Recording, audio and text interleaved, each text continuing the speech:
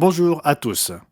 Monsieur Rod McNair et sa famille doivent participer cette semaine au week-end familial canadien à Cornwall en Ontario. Je sais que de nombreuses personnes attendent avec impatience cette activité dans cette partie du pays. Dans les nouvelles concernant l'Afrique du Sud la semaine dernière, j'ai mentionné une porte ouverte à la télévision dans ce pays, mais je voudrais communiquer des informations supplémentaires pour expliquer pourquoi c'est important. Monsieur Peter Nathan explique. Ces dernières années, nous avons cherché à élargir notre couverture télévisuelle en Afrique du Sud. L'émission du Monde de demain est diffusée sur Cap Télévision, qui touche largement le Cap occidental. Elle porte beaucoup de fruits, comme le démontre le développement de la congrégation du Cap. Mais nous essayons de trouver d'autres débouchés pour accéder aux zones très peuplées de Johannesburg, Pretoria et d'autres centres urbains.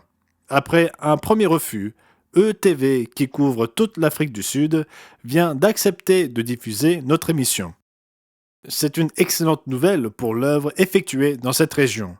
Un créneau horaire est en cours d'élaboration. Merci de continuer à prier pour que cette porte s'ouvre complètement afin de nous permettre de proclamer l'Évangile à cette nation. Nous remercions tous ceux qui ont prié pour que cette porte soit ouverte. L'Australie publie plusieurs fois par an un communiqué sur l'œuvre en Australie. Dans son dernier communiqué, pour la période de septembre à décembre 2023, le directeur régional M. Rob Tyler écrit ce qui suit. En Australie, nous avons commencé à diffuser sur une nouvelle chaîne de télévision, 9GEM, à l'heure de grande écoute, le samedi matin à 8h30. Nous sommes également en négociation avec TV5 aux Philippines et espérons que le Monde de demain sera bientôt diffusé dans tout le pays.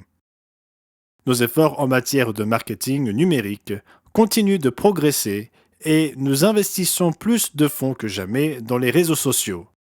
Nous recevons désormais des réponses plus régulières sur Facebook, avec une moyenne d'environ 600 demandes individuelles de littérature dans la région la plupart des semaines.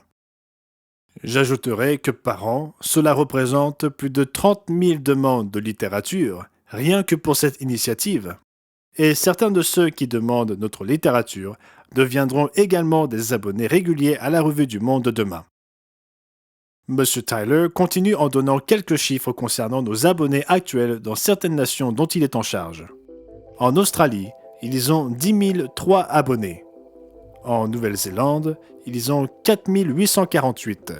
En Malaisie, 1 374. Aux Philippines, 3 121 abonnés.